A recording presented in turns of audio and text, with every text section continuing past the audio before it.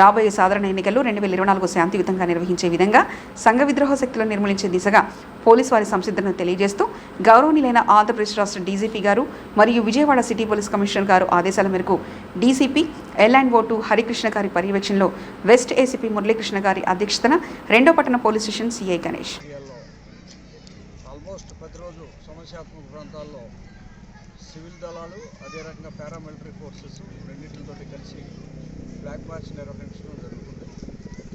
దాంట్లో భాగంగానే ఈరోజు సమస్యాత్మక ప్రాంతమైనటువంటి వైఎస్ఆర్ కాలనీలో ఈరోజు ఫ్లాగ్ మార్చ్ నిర్వహించాం.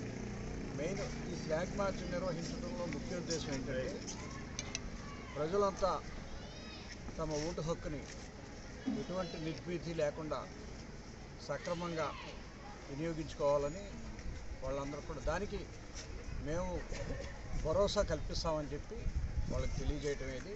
కాబట్టి అందరూ కూడా తమ ఓటు హక్కుని సద్వినియోగం చేసుకోవాల్సిందిగా కోరుతున్నాం.